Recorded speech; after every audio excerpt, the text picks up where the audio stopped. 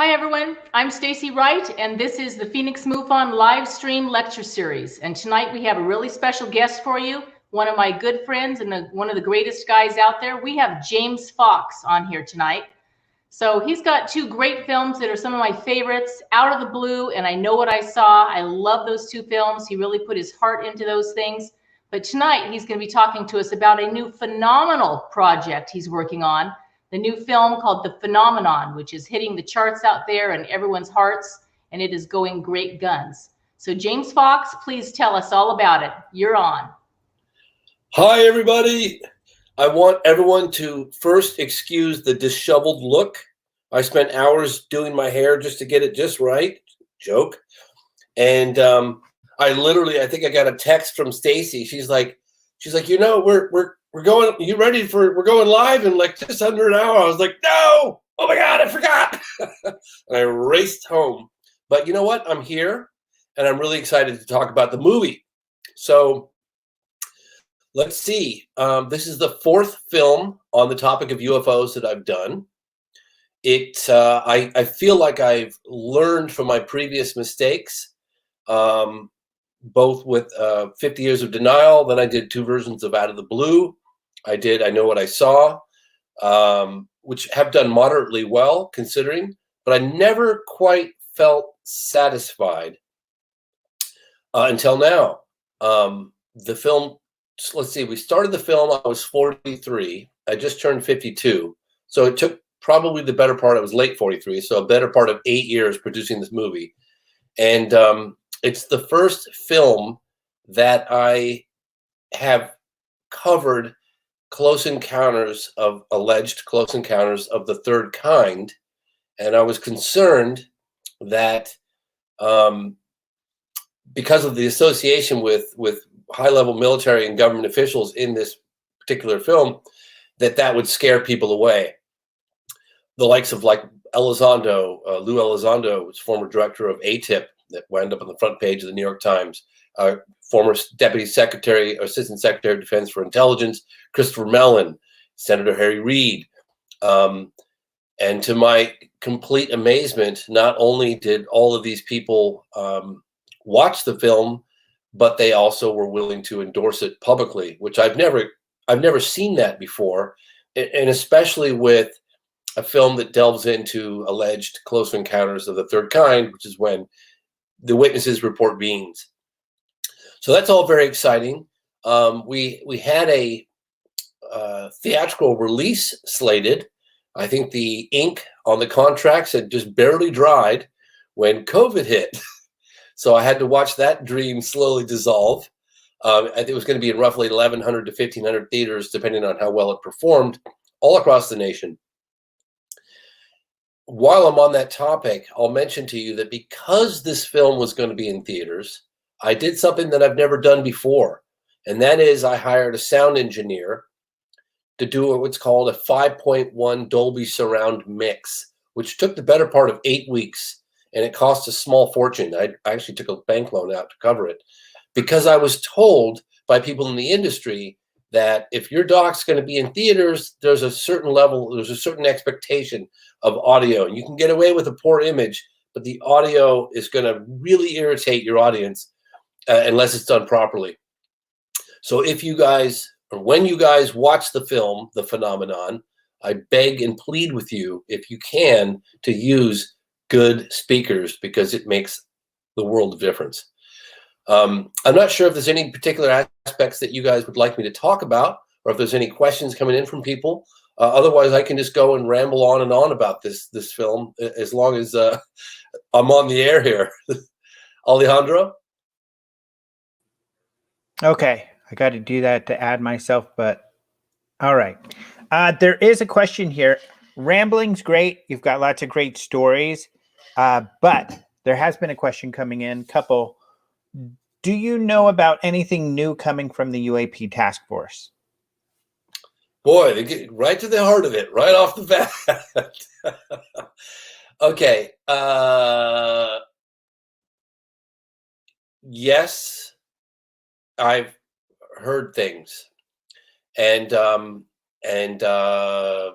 can't reveal the source, and I can't go into detail, but I think something fairly big is coming down the pike in a couple of weeks, and I'll have to leave it at that. No, we're not going to let you leave it at that. Can you share like something big down the pike? Is it governmental or no? Nothing? That's it. I can't. Yeah. Wow. Huh. Yeah. How soon do you think? Couple of weeks, I'm told. Couple of weeks. Okay. Yeah. So interesting. That's exciting. Yeah, the source is reliable, so I believe the source. Otherwise, I wouldn't say anything. But that's as far as I could. I really can't go any further. But listen, I'm happy to talk about just general production of the film. Well, here is another question. Yeah. Have you gotten any feedback from people still serving within the government who have seen the film? I got a phone call. We got a phone call from someone that was in high level of the CIA that just said, coincidentally, just wanted to, let us know, the filmmakers, that the film was making the rounds in Washington and particularly in the Pentagon, which that was kind of cool to know that this film was kind of making the rounds there. And look, we never had the red carpet rollout premiere. That was so much fun to have. You got a better part of an 8-year journey as a filmmaker. It's such a difficult process. I mean, there's obviously fun that goes along with it, but it's a lot of stress and it's a lot of pressure, and you can't just punch the clock out. It's 24/7. You go to bed with it. You wake up with it. You exist all day with it. How are you going to do? There's so many different issues that you have to tackle to get a film out into the world. It's daunting, and a lot of times you have to remind yourself not to look up and just do what's in front of you and keep chiseling away at it. But we didn't get the big rollout, and it's really fun. It's really rewarding as a filmmaker to participate in that event and to look around the room and to see the reactions on people's faces that you were hoping that the effects of a particular edit you did or a scene or the music, just feel the audience. And it's exciting and it's rewarding. And then you got a Q&A at the end. And I never got that. So I love hearing from people. I just got a text from my neighbor, and I don't know her that well, but she's like, just want you to know, I just watched her movie, and she told me all about her favorite parts. And that was really, I love hearing that. And I love reading some of the reviews, and not always, but for the most part. But I just want to share a particular moment that was a very poignant moment for me. And I remember exactly where I was. I was sitting in my car waiting to get takeout food in Santa Fe, New Mexico. We were staying at Paul David's house, the gentleman that produced the film Roswell. He invited me to stay at his home in New Mexico while we had raging fires in our neighborhood in California. And I was waiting for this food to go package to come. My partner Rebecca was in the restaurant, and I suddenly saw a message from a tweet, and that tweet came in from Lou Elizondo, and his public endorsement of the movie was probably my most satisfying moment since the completion of the film and its release.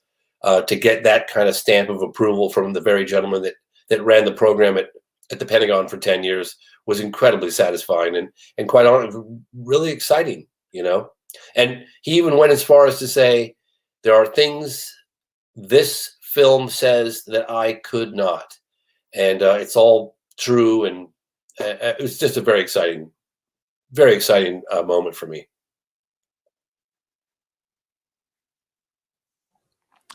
Maybe you can share, there's a lot of archival footage in your film that is very rare. Gladly. I know that a couple of those pieces, it took a long time to get. So I'd imagine it must have been a monumental effort to get all of that.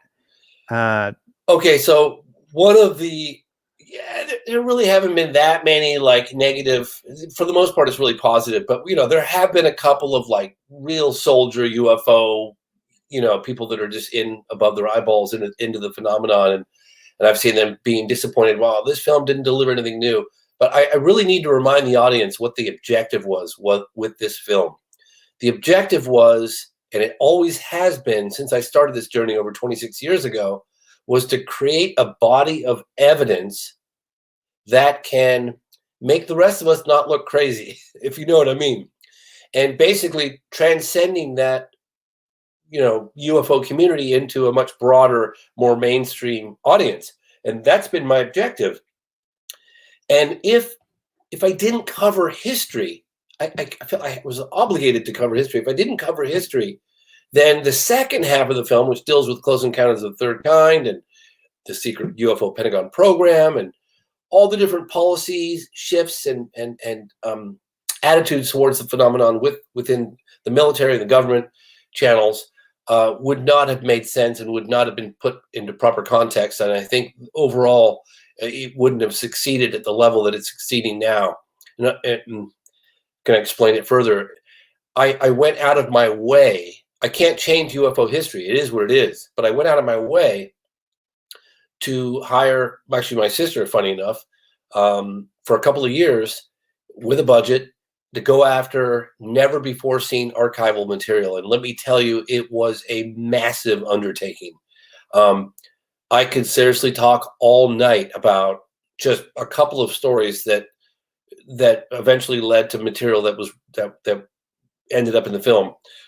Give you some examples. We found the 1978, United Nations event that Lee Spiegel put on with Jacques Vallée and Dr. Hynek. Well, that was, 40-something years ago, over 40 years ago. And, Lee was co-producer on the project. And I kept saying to him, Lee, like, how could you have done this massive, unprecedented event at the United Nations and not videotaped it? Like, who, he's like, I've been looking for it for years. Well, we found that. That took about a year. Once we found it, to actually get our hands on it, there was so much negotiation. We had to contact the heads of CPS. We had to contact people at the United Nations, but we uncovered it and we got it. We did treatment. We cleaned it up, color correction, filters. It looks beautiful. Jacques was blown away. There Jacques was from 40 plus years ago, testifying along with Hynek and a host of others. There was the very famous, 1952 sightings leading up to fly over the Washington D.C. 2 consecutive weekends in July of 52. And we managed to find out some footage from a gentleman named Tom Tullian, the Project Archive, I think it's called. And he had interviews with William Nash, the Nash and Fortenberry sightings. I mean, nobody's ever seen that before. We managed to get a hold of that. We got interviews with Al Chop, who was in the radar room the night of one of the jets that intercepted UFOs over the White House and the Capitol building. I mean, to hear from a gentleman who firsthand heard the pilot and the excitement in the pilot's voice and the concern in the pilot's voice while he was rocketing through the blackness of space, of the airspace, in the pitch black at like 600 miles an hour, and suddenly finds himself surrounded by UFOs. I'd covered that story in the past, but I never heard that level of detail. And so we really went out of our way to get archival stuff. I'll give you one more example and then I'll shut up. But, we cover the infamous Arnold sighting from 1947, Kenneth Arnold. Well, we got some great archival material from him, but then we went to great lengths to get his daughter, Kim Arnold, on camera, which I could literally go on until your eyes glazed over on how we pulled that off. But that revealed a whole new aspect of behind the scenes and how the family dealt with it. The correspondence between him and the military, trying to get to the bottom of what he saw, photographs of him while he was running for lieutenant governor in Idaho. Just really cool behind the scenes stuff people haven't heard before. So yes, they've heard the Kenneth Arnold sighting. Obviously, we've all heard that. But to hear sort of behind the scenes from the family member, from the daughter, was an extra layer, an extra little tidbit that hopefully for the audience that's well versed in the history of UFOs, modern history certainly, makes it more enjoyable.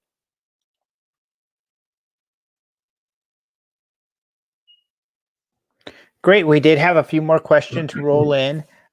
Here's one. The gentleman wants to know, He says that he loved it. It's some of your best work. He's really looking forward to a physical copy, either on Blu-ray or DVD, and when that might be available. So it's a great question. I've been asked that, and I've been told that probably some point next year there will be DVD and Blu-ray available for that film. Yeah, and it's funny actually because I get people contact me, "Hey, I really want to see the movie. Send me a copy." I'm like, I can't really do that. I can't send a copy to anybody. I mean, you can. We have some review secure links that people can get, but those expire and you can't start and stop, and they're highly secure, and you got to make a request, and then they embed your email in it and that stuff. But in terms of a physical copy, I just simply don't have one other than the original file, which is like several hundred gigabytes large. So it's not like I can just send that out over the internet. Here's another question. He wants to ask, if someone were to ask him why he thinks UAP are involved with nuclear test sites, what evidence could I point to? Is there anything concrete about the involvement I could share with a doubter? And then he added later on, because someone said, well, just have them watch your movie. And he said, yeah, I know, but what if they don't want to watch a UFO movie? What kind of outside sources, credible sources could you point someone to? Well, I would say that, just read Robert Hastings' book, UFOs and Nukes. And look, this is what's really great about the phenomenon is that it's penetrated a much more mainstream audience. People that are generally not interested in the subject matter of UFOs are all coming back saying, this is amazing. I didn't know this was going on. The children at the end of the contact in Africa, it's literally, people are saying it's changed their entire, they've had this paradigm shift, their perspective on how things are in the world. And I have to say, in response to that gentleman asking about evidence, is like, look, he should respond with a question to him and say, look, if there was tangible evidence that was being withheld from the general public, that would be a strong indicator that we're not alone in the universe. How significant would you consider that to be? And I'm sure that guy will say, or woman, well, obviously, if that were true, it would be the biggest discovery of mankind. And I say to them, watch the phenomenon, and you will understand that there's a lot more to this than swamp gas, misidentified aircraft, and weather balloons. Great point. Let's see. By the way, this is not wine. Thank you. The answers would get more and more interesting throughout the hour. I tell you, I saw it up in the sky.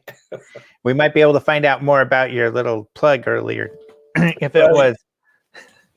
Someone asked, what about Netflix? It'd be. Are there any plans to get it on Netflix? Yes. So, yes, this is going to be a long rollout. Like, we had to pivot when COVID hit.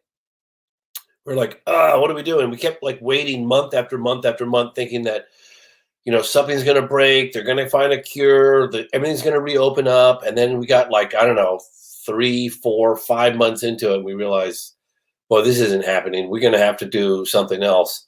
And we were going to go with a big streamer like Netflix, but there were some mistakes made under the cloud of COVID that prevented us from doing that. We had a sale, like a done deal. The contract's ready to sign with Netflix, and unfortunately, like I said, there were some mistakes made under the cloud of COVID that prevented us from doing that.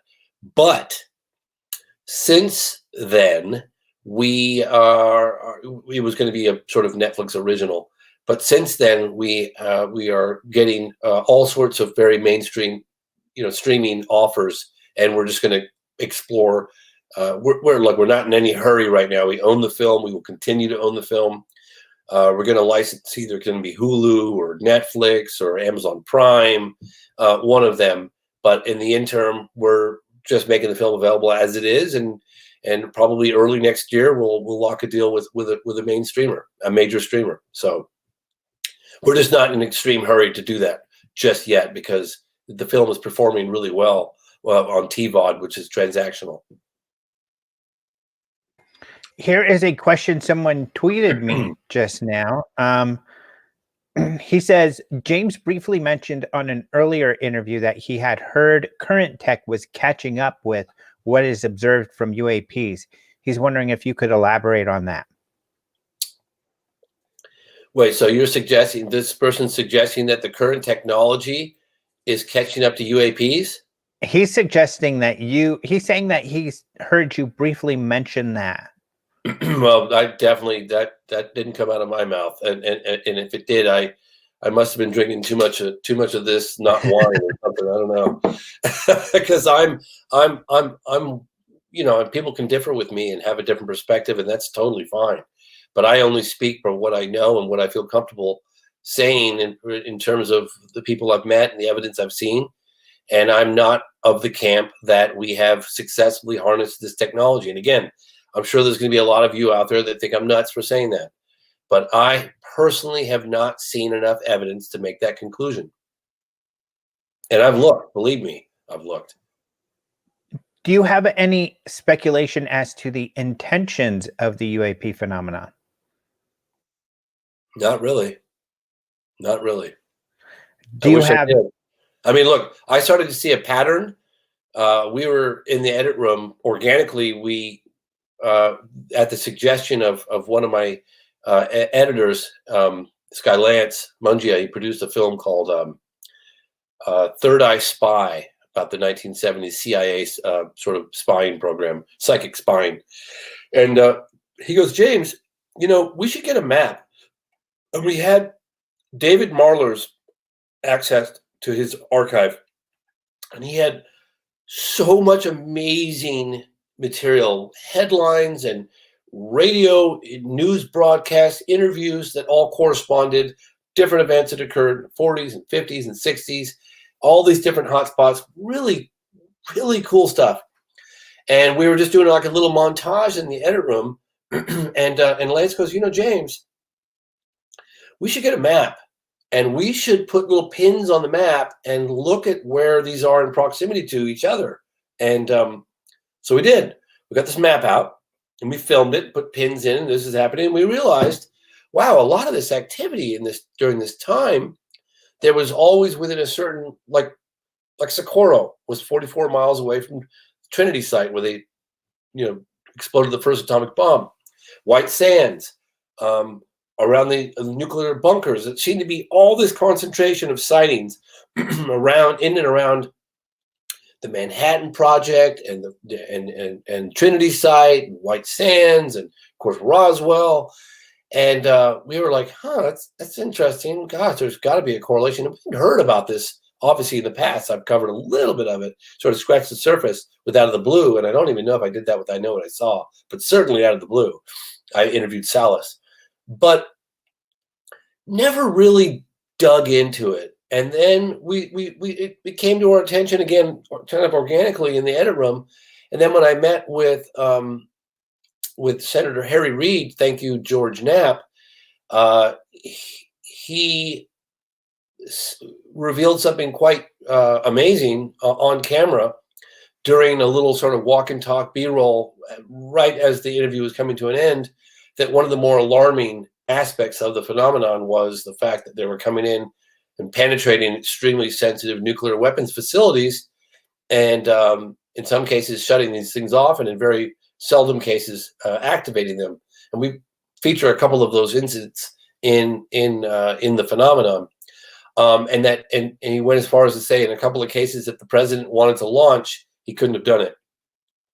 And so, you kind of have to ask yourself, well, what does that say? And I, to me personally, and to many others, it's like taking matches out of the hands of a baby, and then you look at what the children claim to have the messages that they had claimed to have seen about the the destructive nature of us, basically, this race to the Earth. And so maybe there's a correlation there.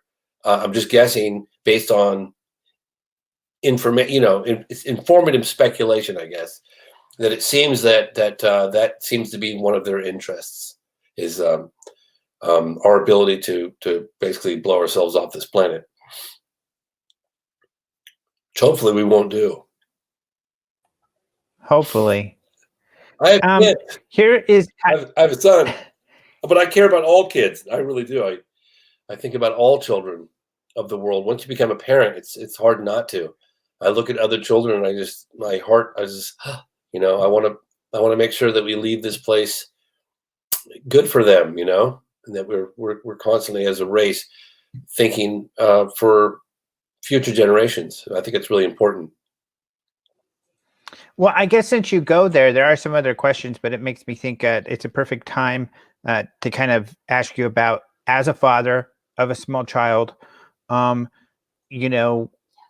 now looking at the Zimbabwe incident, which you covered at the end of the film, which is obviously, kind of the primo spot you end with this important case. How do you look at that? What does it make you think, given what you just said, and that, this experience with these children? Well, I've talked about this a number of times on interviews, in the last couple of months. And I didn't believe that case. I'm assuming that the vast majority of MUFON are acutely aware of the different categories of UFO sightings, close encounters of the first and second and third kind. And I worked on several films on this subject matter prior to this, but I had a really hard time believing that a landing and an alleged close encounter of the third kind can take place in broad daylight with the sheer volume of eyewitness testimony, without the entire world having heard about it. And to me, it just seems so implausible that an event of that magnitude could occur and the whole thing just not getting out to the world. So I steered clear of that case for quite some time. In fact, I'd heard about it in the 90s from a very credible source, and I just dismissed it immediately. And then I heard about it again 10 years later when I was with Leslie Kean doing the event at the National Press Club event, which we did a film about in 2007. Well, didn't finish the film until 2010, called I Know What I Saw. And she introduced me to a gentleman named Randall Nickerson. And he was working on that film, and he had been working on it, I think, at least for 5 years, if not more, at that point, 2007. So that sort of got me looking at it again. And then eventually, I think it was a couple of years later, I actually sat down and saw some of the interviews with the children that Dr. John Mack, that Harvard psychiatrist, had conducted on camera. And to say that I was deeply moved by their testimony would be the world's biggest understatement. In fact, I was profoundly moved by these children's testimony. And in fact, my partner, Rebecca, has zero interest. And it's not that she's not interested. We just don't talk about UFOs pretty much at all ever. And that suits me fine, because I've got a normal life with the family and my son, and we do normal things, I guess, so-called whatever normal is. And then I had this other side of my career where I'm doing all this, UFO investigation. But Rebecca walked in when I was reviewing some of the testimony of the children, and she was like, I don't know, dropping tea off or something in the edit room, and she stopped and she was looking, and she was frozen. And I saw her jaw kind of hit the floor, and she looked at me and she went, "Oh my God, those children, they're not lying. They're clearly telling the truth. There's no question in my mind. Every fiber of my being is deeply moved by their testimony." So I knew, I was impressed when I started listening to the testimony. I asked people to obviously suspend judgment and wait to hear the testimony before you write this case off, like I did. I knew it was going to be kind of a hit, and it is a huge hit within the film. And interestingly enough, we had this mantra in the edit room for years And everyone was like, well, where are you going? I said, we're on the road to Rua.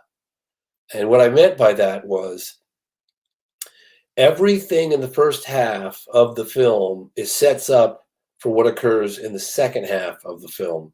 And it's just a lovely sort of evolution of, sightings, landings, and then contact in the end. And it's very effective and I think very powerful.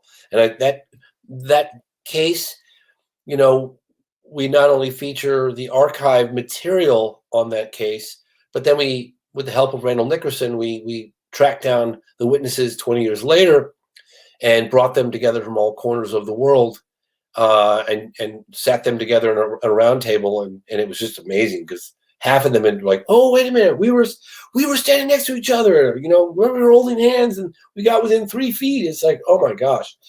And then I went to Africa. And I met with more witnesses there. I went to the landing site. I met with Judy Bates, who was the teacher at the time. She's now the headmistress. And, she kind of cryptically reveals a lot more on camera than I think what she previously revealed, if you kind of read between the lines. But then kind of confirms what had happened and talked about that she'd lied basically to protect herself and her career and that sort of thing. But that is by far and beyond a shadow of doubt the most compelling close encounter of the third kind in modern history, anywhere in the world, in my opinion. What? All right, so here's the next question. Someone's asking, considering the presence of John Podesta, for those who don't know, President Clinton's chief of staff, he was also Hillary Clinton's campaign manager. But considering the presence of John Podesta and others in the film, were the Clintons ever asked to appear in the film or provided any comment? The Clintons did comment. We did get to them. They did request a copy of the film, since actually President Clinton is in the film. I tracked down, actually with the help of Lee Spiegel, tracked down footage of him in Hong Kong back in, I think it was the late 90s. Or no, it was probably 2005, 2006.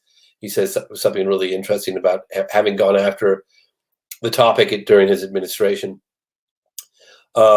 Yes, so Podesta's seen it. The Clintons have seen it.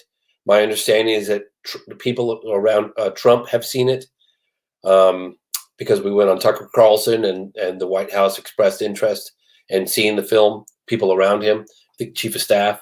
And so,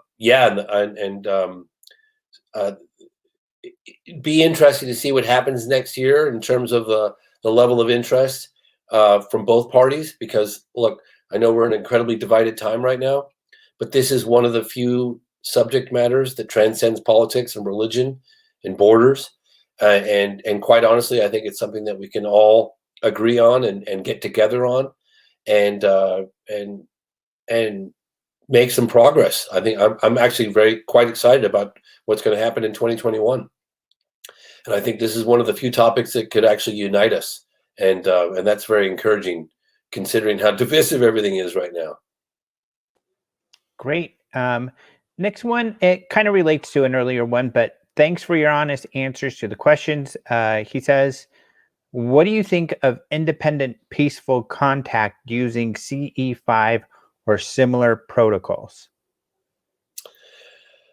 I guess we should kind of explain what CE5 is. It's something that the CSETI uses, the group put together by Stephen Greer, and they kind of meditate and they do some visions and other things to attempt to communicate with aliens. So it's funny, actually, because I have a rather conservative view on contact. It's not to mean that I don't think it would be an effective or non-effective way of doing something. The more I learn about the phenomenon, the more I'm drawn to the conclusion that it's an omnipresent intelligence that's around us all the time and has the ability to manifest itself in a number of ways. It's technological, it's nuts and bolts, but it's also psychic. So theoretically, that would seem plausible.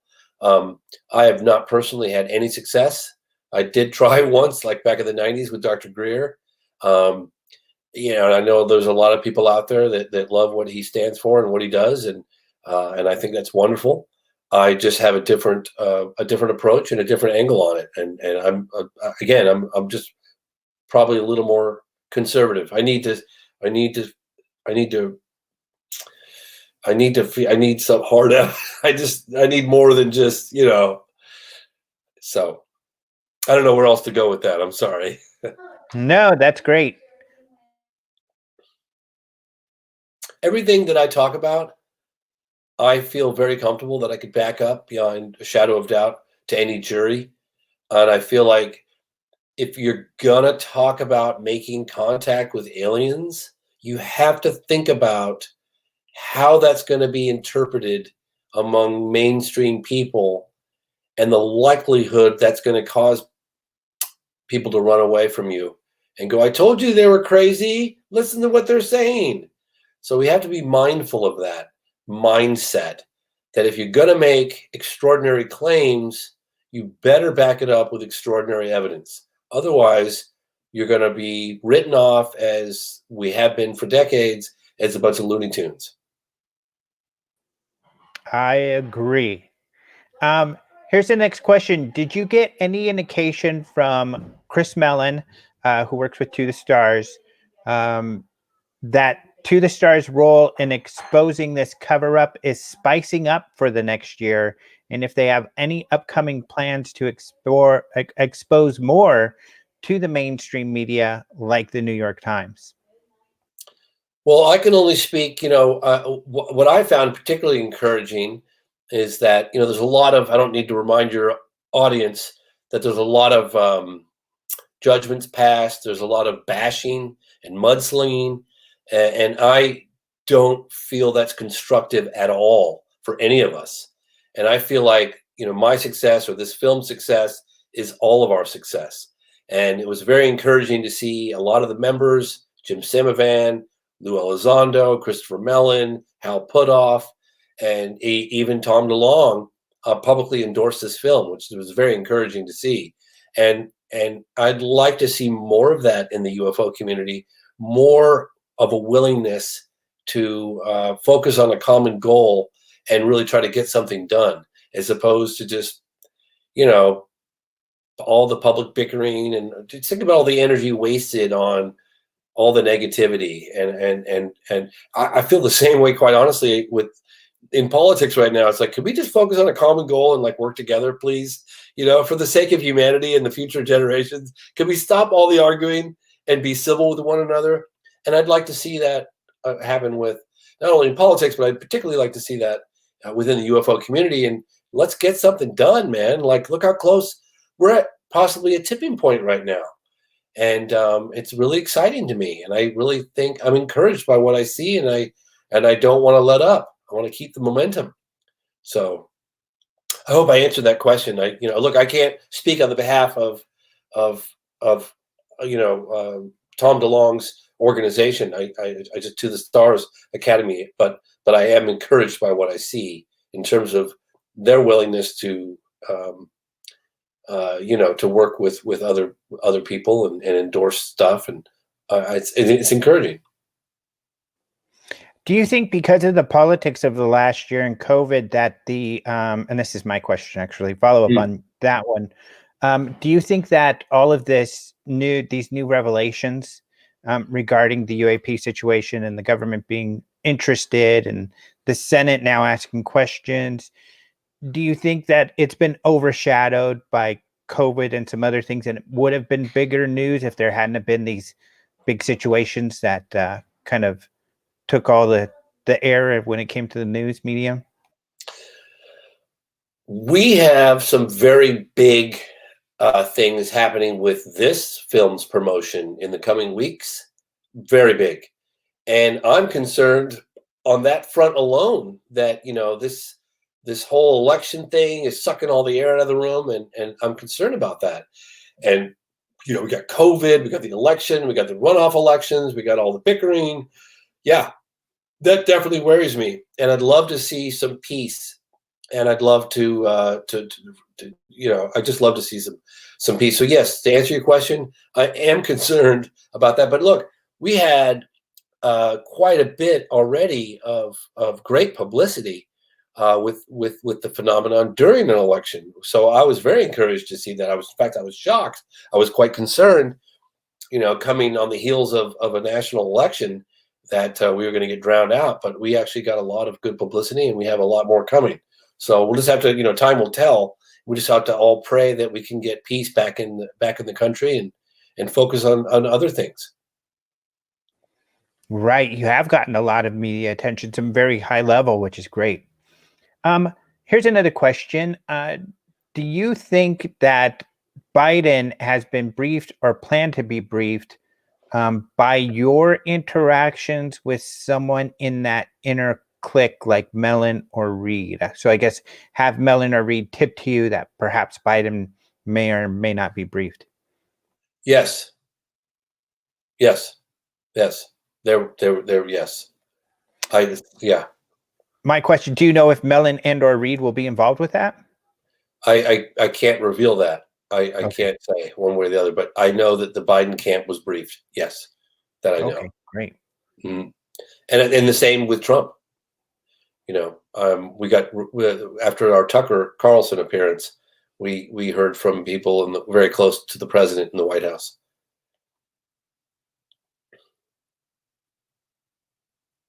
All right. I had another question on Twitter here. I was trying to look for it because people were tweeting me, which is funny.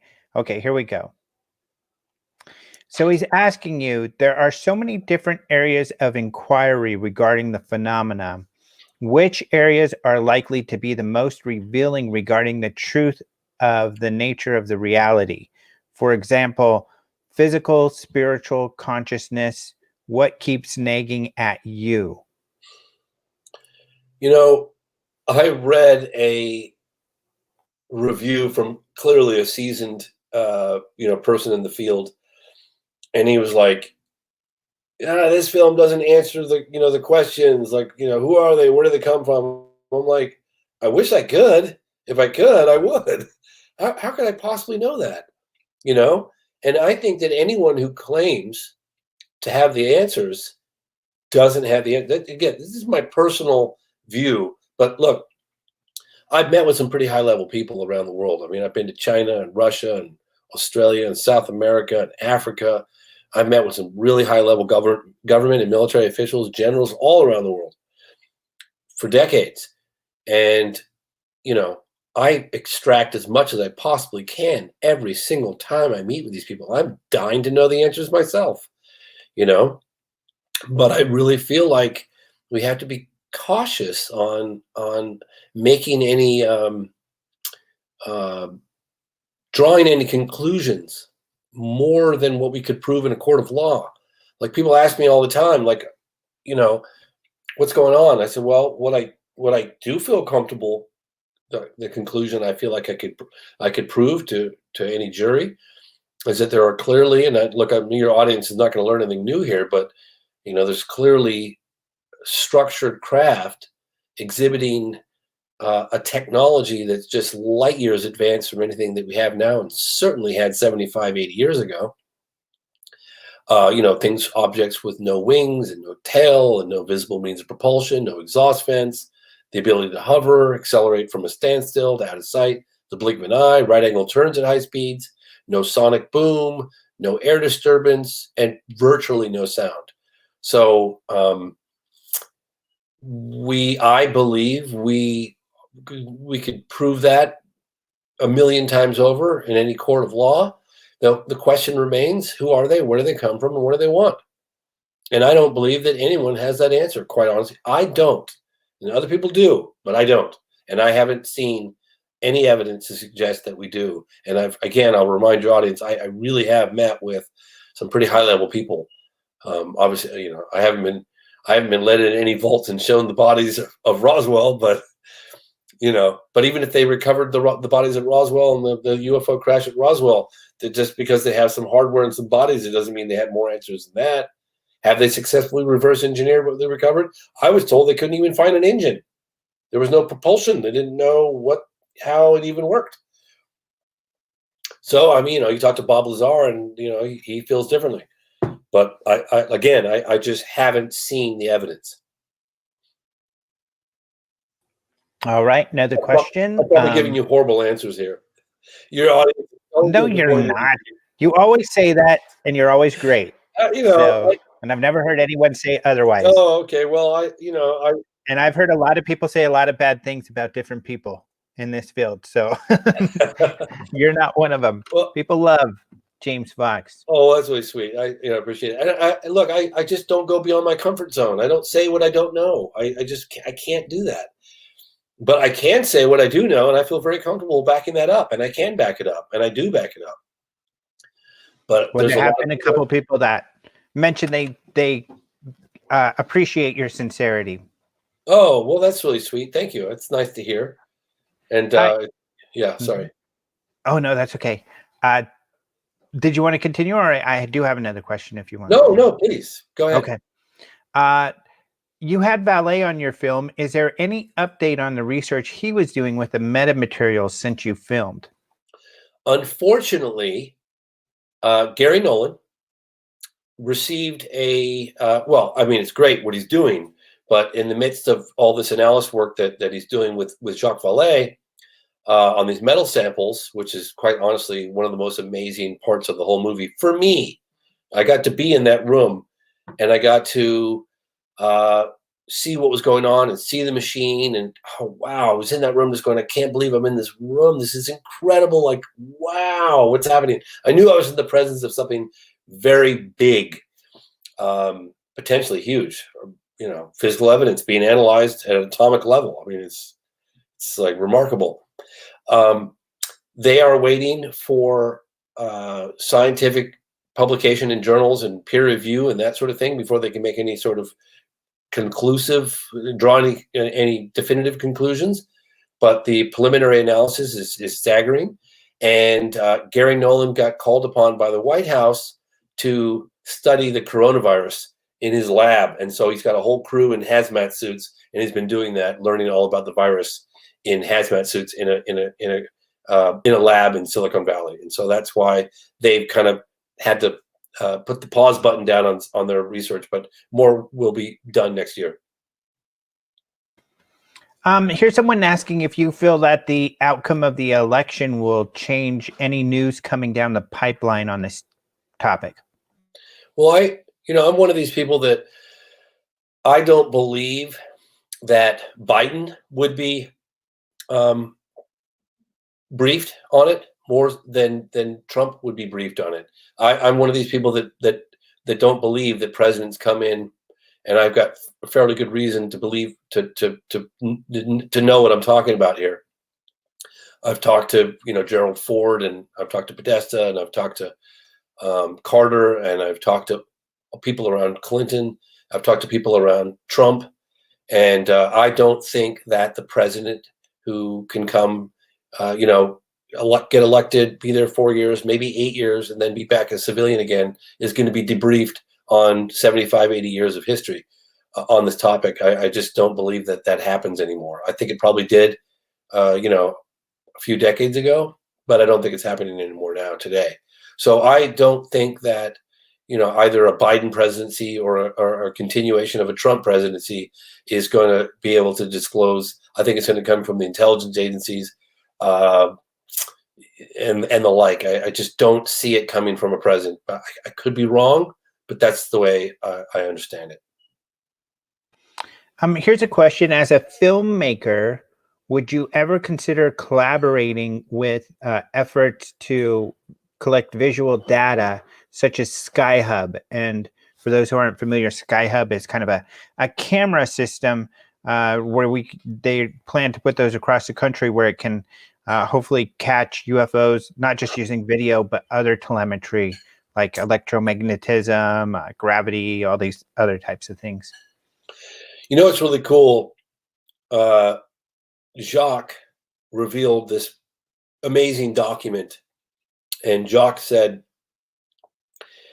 James, there are a lot of documents out there that claim this and claim that, but I can tell you the origins of this document, the declassification process that I was intimately involved with of this document. This is a bona fide, legitimate, very significant document, which revealed in the 50s that there was a parallel program to Project Blue Book that was extremely well funded, and using all the sensors and equipment to really document these UFO sightings, both radar and photographic and all this extremely well funded, super secret parallel program to Blue Book. Because as we all know, Blue Book was kind of a dog and pony show.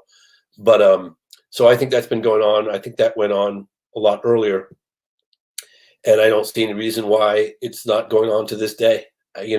So of course, I'd love to see a catalog of what they've captured.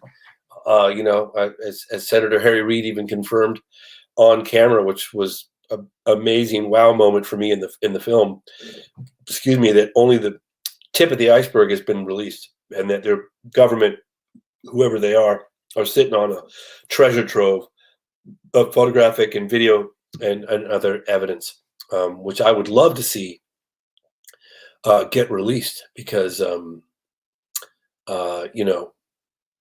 so sick and tired of hearing that same old broken, tired argument from the skeptics. And it's healthy to be skeptical. I'm not saying it's not healthy to be skeptical, but that there's just anecdotal evidence out there. And it's like, come on, man. You look at the one case off 2004 off the coast of San Diego alone, the Nimitz case. That's not anecdotal evidence. These sightings and reportings and landings and physical trace cases on the ground and confirmed by radar and visual. I mean, come on. That's an old, tired argument, and I'm hoping it's going to be put to bed in its rightful place once and for all. All right. Shane from Phoenix MUFON is asking, what case do you feel most supports the reality of UFOs?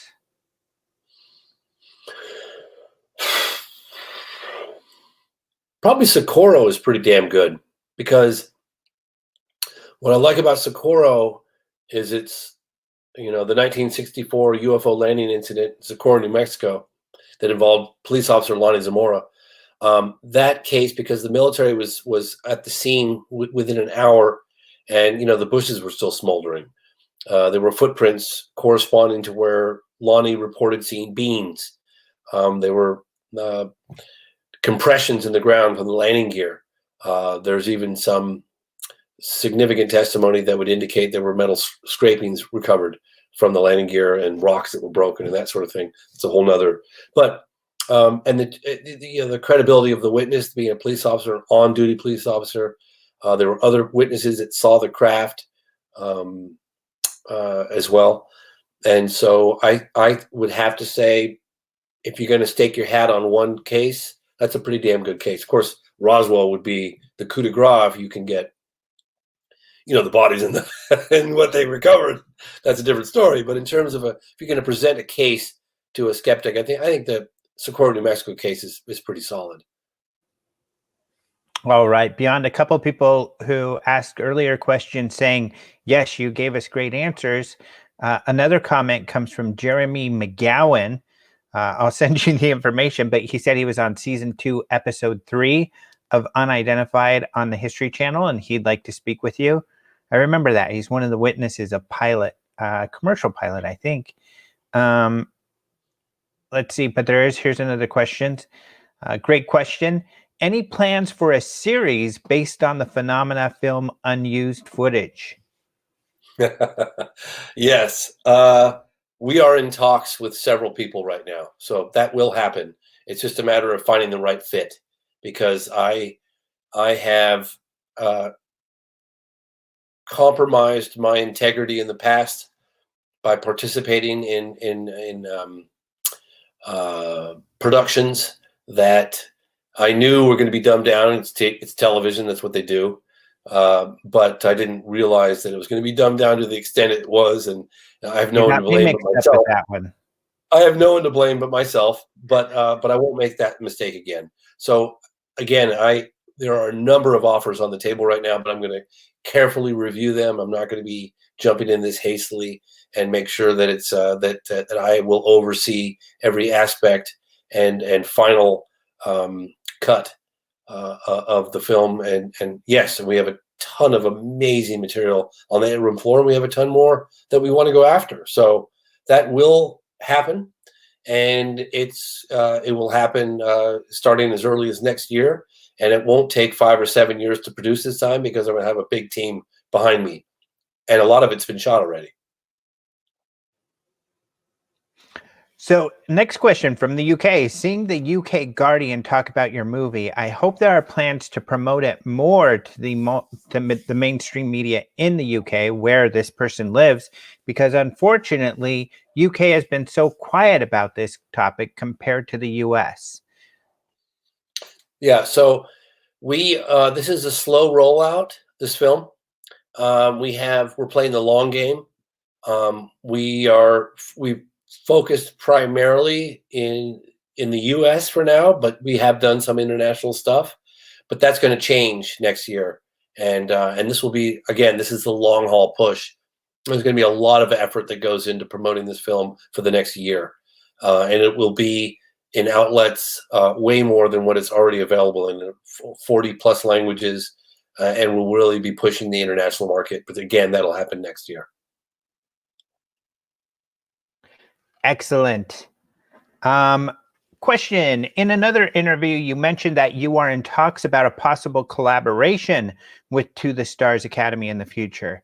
Can you expand upon that, and in what capacity? I did not think that I have no plans on collaborating with. I mean, nothing more than I've already done. I mean, I work with Christopher Mellon.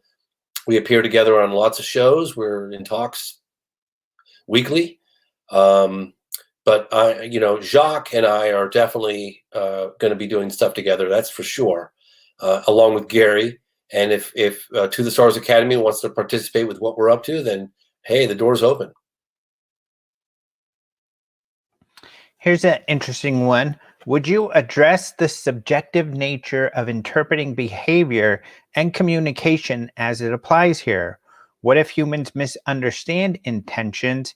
How far have you all thought these scenarios through? I think in particular, even like with Zimbabwe, it's really strange. And, should we take stuff like that at face value? I think they're tricksters, and you have to look at what they do, but you also have to look at what they don't do. It's just, there are some indication of a certain behavior.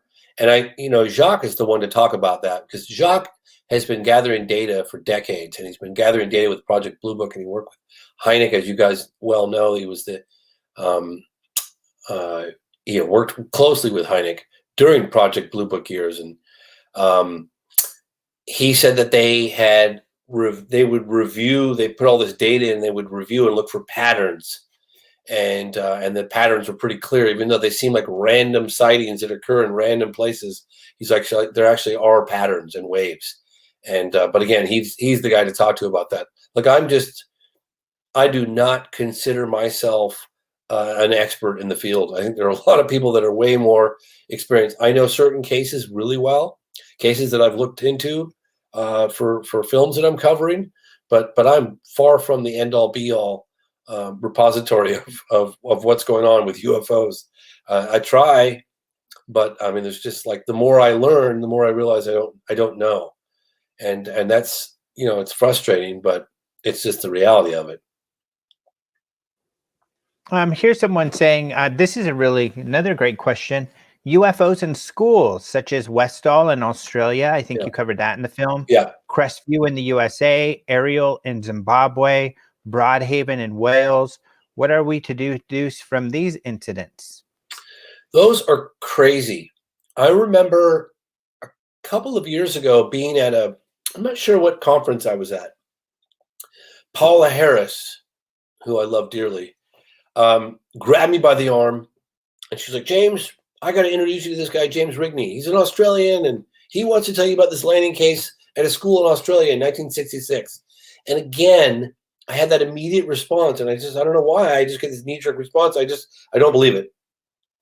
Because again, I can't imagine a mass sighting at a school and the whole world not know about it. I mean, broad daylight, a whole school, witnesses, come on. But I went to Australia. I spent a month in Australia, and with the help of James Rigney and Shane Ryan and a whole host of others, stuck our teeth into that case, and I was blown away by it. I mean, absolutely blown away. Excuse me. We feature that section in the film, and we actually looked into other school landing cases, one in France, one in LA, and one in England. And we were going to try to cram all that in, but we just honestly didn't have the space. But I do think that would be a good thing to do. Like, if I were interested in landing on Earth and I didn't want to be shot at, I would probably pick a school with children. That's the most benign existence on this planet. That's certainly what I would do. I remember talking with Edgar Mitchell, the sixth man to walk the moon, and I'd ask him about, why don't they just land? Why don't they just? And this is a guy that went to another body, right? He went to the moon, and he said, "Well, James, think about it." And again, this is all speculation, but he said, think about it like if you were traveling to another planet, another galaxy, another solar system, and you were gonna, would you see a sign of life and just like overtly land, or would you sit back and sort of observe a little bit and make, a determination? I mean, think about it. We shoot at it was policy to shoot at these things. Like, we can't identify you in the air, so we're going to take a hostile position and we're going to try to shoot at you. Like, think about that for a minute. So if I were them and I wanted to make contact, I'd probably pick a school too with children. I don't know. I've gotten to interview a lot of astronauts, and what's amazing about them, especially when you talk about being in space, is there's this wisdom that they seem to have, and this patience and this really profound perspective of Earth and our place in it. And I haven't found that as, except for I've got to interview a couple of those Zimbabwe witnesses. And what's amazing about them is how intelligent and articulate and profoundly affected they seem to genuinely have been by their experience.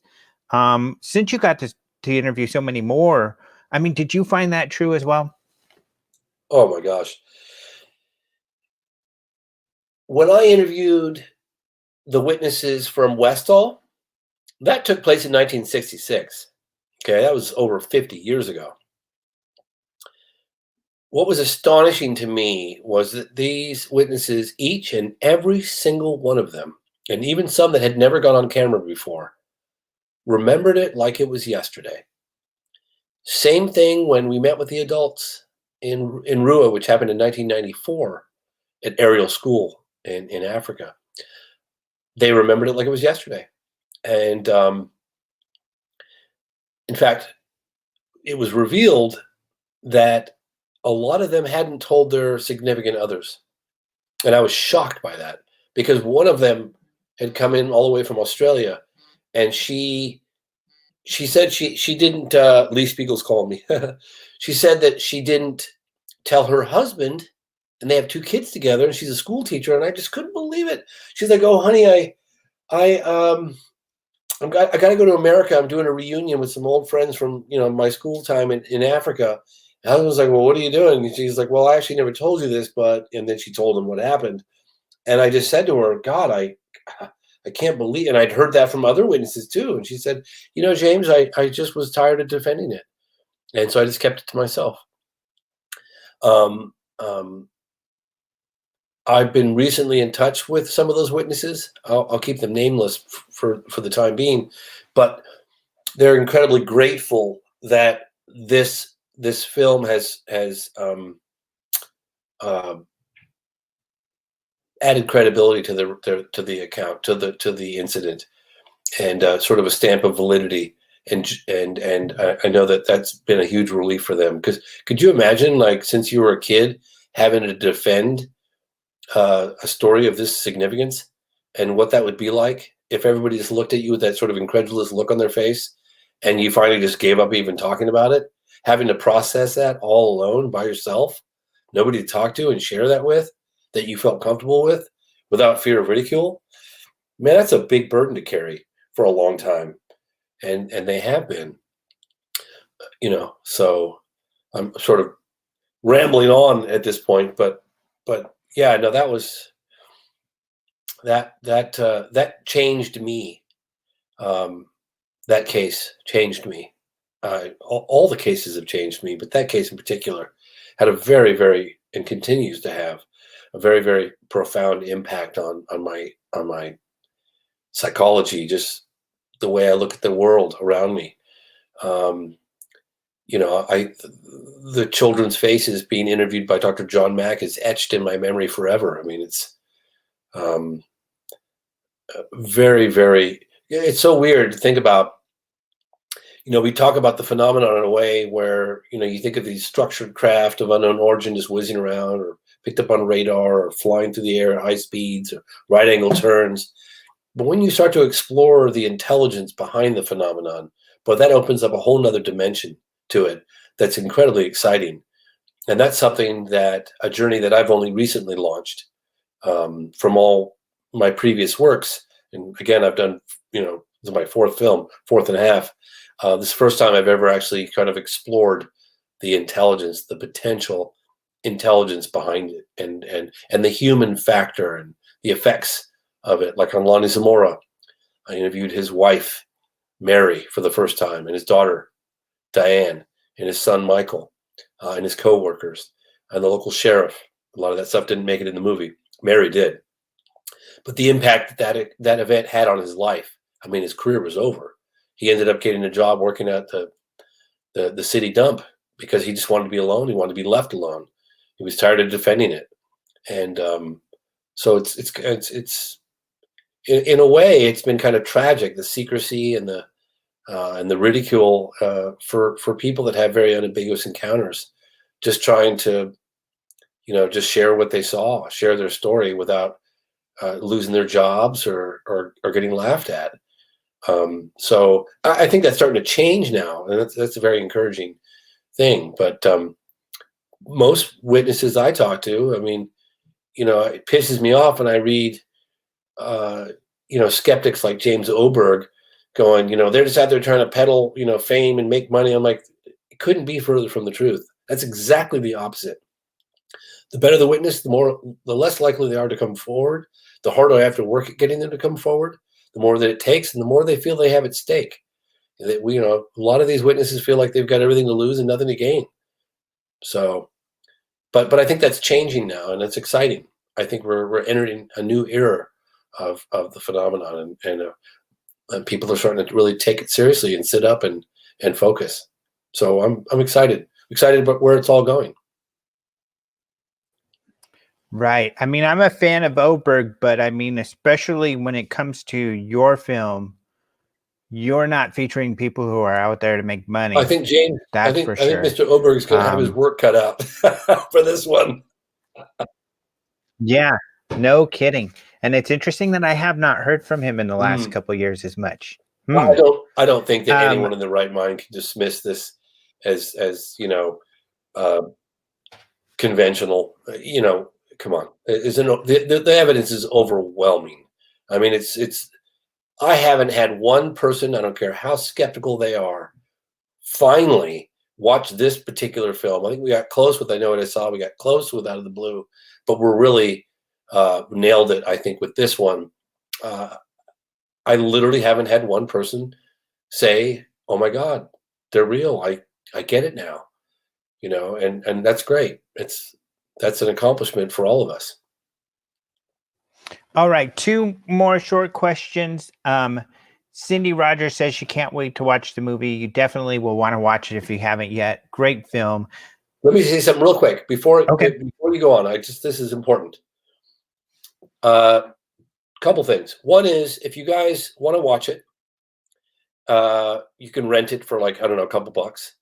But if you want to buy it, there are only 2 platforms that feature 3 hours of bonus material, which I put in as a bonus, not charging anything extra, but there are only 2 platforms that actually offer it. And they're no more expensive than the other platforms, maybe by $1, I don't know. But it's iTunes and Vimeo. So if you want to buy it, you want to watch it over and over and over, buy it from iTunes and Vimeo, you get hours of bonus material, like literally 3 hours. Stuff that's not in the movie, interview with Story Musgrave. It's fascinating. And then on top of that, I ask you, while I'm on this topic of watching the movie, it's really helpful to take a moment and give us a rating on iTunes, give us a rating on Rotten Tomatoes. It really does make a difference on the continuation of the success of this film and reaching out to the masses.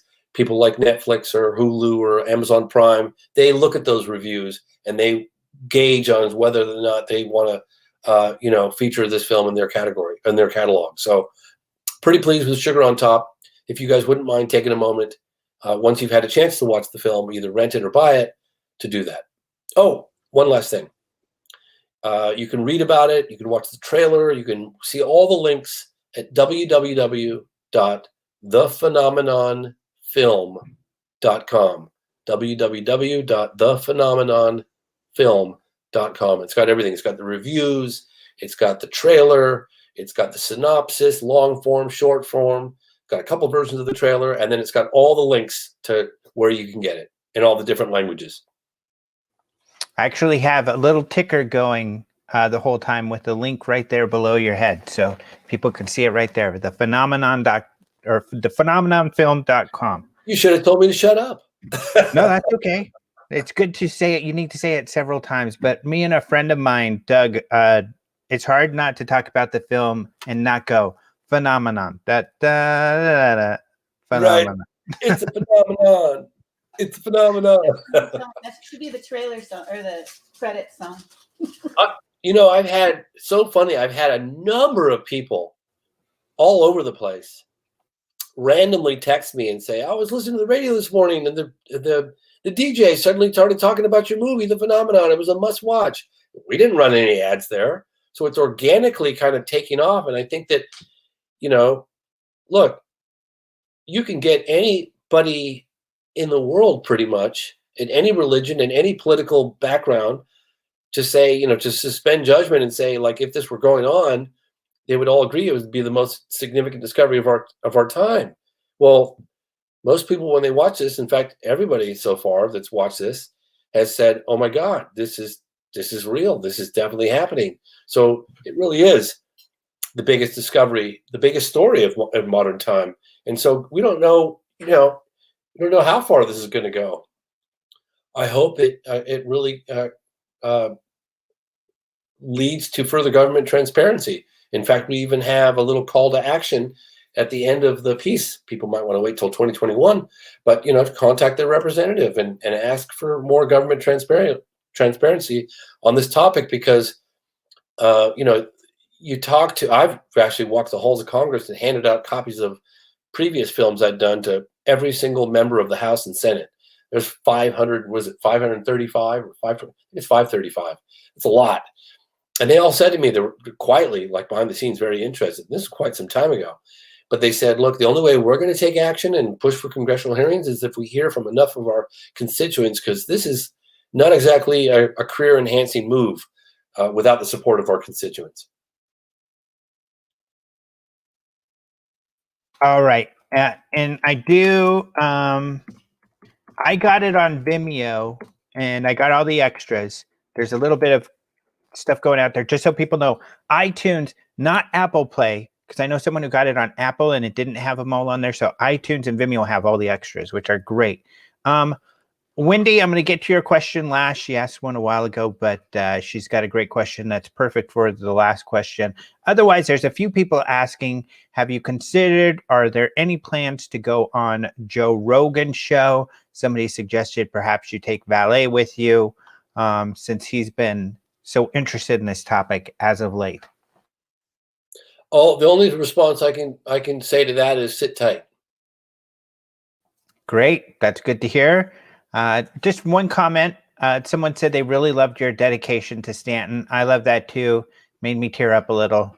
Anybody to know Stanton is to love Stanton. I found out he had died. Let's just say it was a Tuesday night. I don't remember what night it was, but let's just say it was a Tuesday night. I found out, and it was a gut punch. And I woke up the next morning, and I started crying. I just couldn't stop crying. And I cried more than when my dad died, and I loved my dad. I had a wonderful relationship with my dad, a wonderful relationship. But I don't know, there was something about Stanton. It was just like, God, we lost the film, He was excited. He would send me packages. He sent me like the Bollinger memo, and he was like, I can't wait for this movie to come out. And I was just like so devastated. And, and I've had people, Kevin Randall and Don Schmidt that were really helpful behind the scenes with this movie, really helpful. I can't emphasize that enough. That didn't make the cut. But a lot of people didn't make the cut. Stanton Friedman didn't make the cut. And it wasn't like I just was out there just cutting random UFO researchers out of the film. I just didn't have the space. And it was the most brutal decision-making process I'd ever been faced with. I mean, there were times where I literally closed my eyes when I hit the delete button because it physically affected me. I was like, oh, but I had to do it. And I had this partner who had the good fortune of not having been through the last 6+ years of gathering all this material, traveling to South America 4 times, going after the Virginia case, over a month in China, having to cut all that stuff out, all the interviews I got with family members and co-workers for the Lonnie Zamora case, my sit-down interview with the guy that wrote the book on it, Ray Stanford. I mean, there was just like, the list goes on and on and on. But I just now that I remember it, I had to do what was best you for the movie. I don't want anyone out there to take it personally or like I was deliberately out there to cut people out of the movie. That was never my intention. But the film was too long. It was putting people to sleep, and I had to get brutal. And we did. I just remembered you guys had the truck, the Socorro truck. At least I heard so many stories. That didn't make it into the film either, huh? There is actually, it has a cameo appearance in Lonnie's parking lot, in Lonnie's driveway. Yeah, you have to look at the film again. You'll see it. It's white. It's definitely 100% in the movie. And so is my son's voice. Really? Yeah, you got to hear it. You got to listen to this movie on good speakers. I'm telling you guys, do yourselves a favor. When you watch this, watch it on a big screen and watch it with some good speakers. It's got Dolby 5.1 surround mix. It's phenomenal. You'll hear voices dance around, planes flying over. I mean, this sound engineer won like 3 or 4 Emmys. Or is it Emmys or Grammys? I can never remember that. But in any case, he works with James Cameron. Really good guy, knows what he's doing. Wow. Gave us a sweet deal. Normally charges like $100,000. And because it was an independent documentary, he gave me a big break. But still, it was very expensive and very time consuming. I could see why you think like sound engineer, do a quick mix. No, this was like microscopic surgery. Like I couldn't believe how tedious it was. And I only got the tail end of it. He'd been working for over 6 weeks by the time I got there. I mean, it was the most tedious thing. Editing is tedious. But watching this guy, and I looked at him, I was like, what are you doing? He would expand the audio and would look for little peaks and put a filter and cut things out. And, 1 little second would take sometimes over an hour just to do a second. It was particularly bad audio or trying different filters. It was amazing. So, yes, it's got great audio, the music. The composer, this guy Christopher Hogue, he put his blood, sweat, and tears, a 1.5 years work in composing the music. He literally said he'd never worked so hard in his life for the music. I think the score is absolutely brilliant. Myself, profoundly moving, and yeah, I'm just really happy with the end result. I had PTSD thinking about it. Honestly, like the other day was like, okay, great, let's get the Phenomenon 2. And I went, oh, no. I just thought like everything I'd been through, it was so traumatic. And people have actually suggested I get some therapy as a result of it, because I don't think, I don't know if the details of every aspect of putting this film together will ever come out and poor people with it. But it was the most challenging thing I've ever done times 100 million.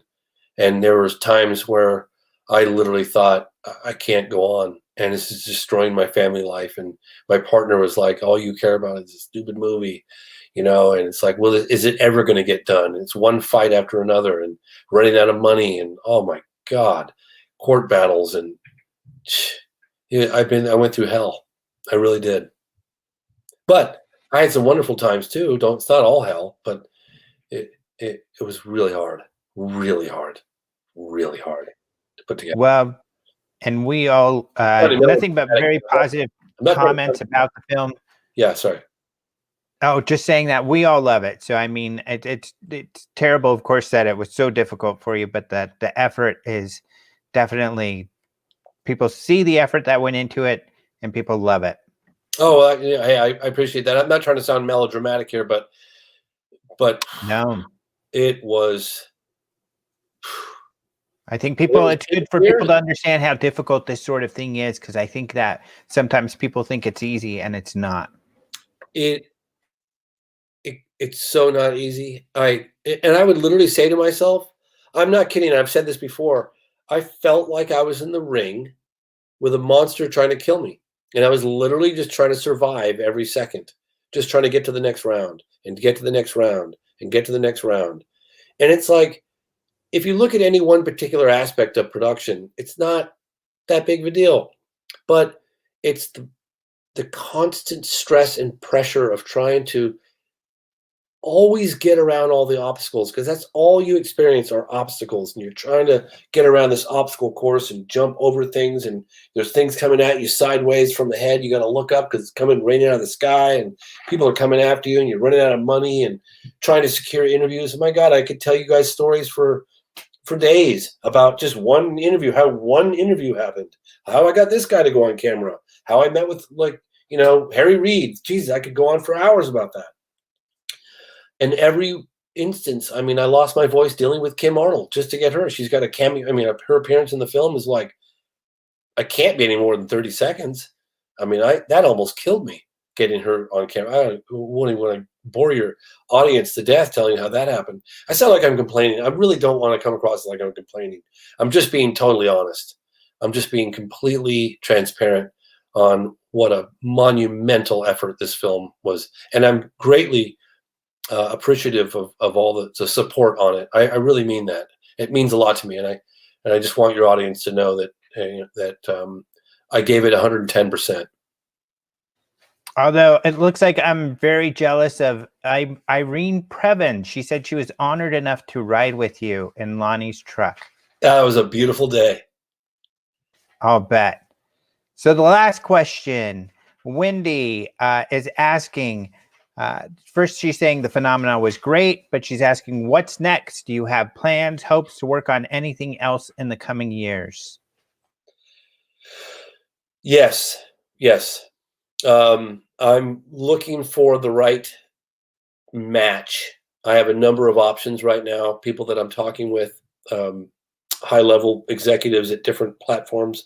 But it's important for me, if I'm going to collaborate with someone else to get, this stuff out there, I have to be happy. I have to have final cut, and I want it to be a happy place to produce. I don't want it to be a not happy place. That's important to me, and so I'm going to carefully review my options, and I will. And I've got access, thank God, to a couple of lawyers, entertainment lawyers, that are reviewing certain things to make sure that when I move forward with clarity and integrity and all that stuff. But yes, to answer your question, there will clearly be a lot more coming down the pike, and we'll start next year. That's the last comment because it reminds me of Borat, but someone has a suggestion here. You make interview with Biden. Hey, I'll make an interview with Trump, Biden. I mean, this is a non-partisan issue, and I got shit for going on, Fox. I've gotten shit for going on CNN. I can't discriminate.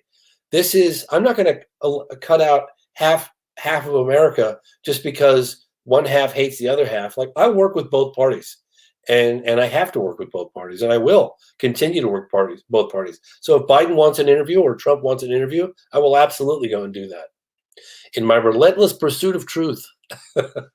And to party. Yes, and party. That James loves to party, he just said. No one, whoever's having the party, he's there. I do want to take some time and kind of just like, look around and go, oh man, we did it. This is so cool. I think once I pay off all my debts, I haven't gotten paid a dime yet for the movie. Anyone who thought I've made money, I haven't made any money yet. That doesn't come for another couple of months. But I think once that happens and I'm in debt up to my eyeballs, it's all relative, right? But once that happens, that might hit me like, oh, okay, this is real. I did pay off all my debts, all the money I owe, and I had a lot of. We were very fortunate. We had a lot of money that was loaned, and we had some money that was given. But the main thing is we got the movie done, and I'm very happy with it, and it looks like a lot of other people are very happy with it too, and that's incredibly satisfying. It really is. Well done. Thank you so much for the film. Thank you so much for being here. I know everybody with Phoenix MUFON loved it, but I think we got a lot of people that from all over the world, apparently, that were also joining us here and love it as well. So on behalf of all of us around the world, thank you so much. Make good movie film. All right. Good night. Thank you, guys. Thank you. I appreciate being on. Thank you, Stacy, and thank you, Alejandro. Thank you. And I can't wait to get a screenshot of you doing that. Make movie film. I need to make a little GIF of that. Put it on the internet. All right. Oh, boy. It's good to laugh.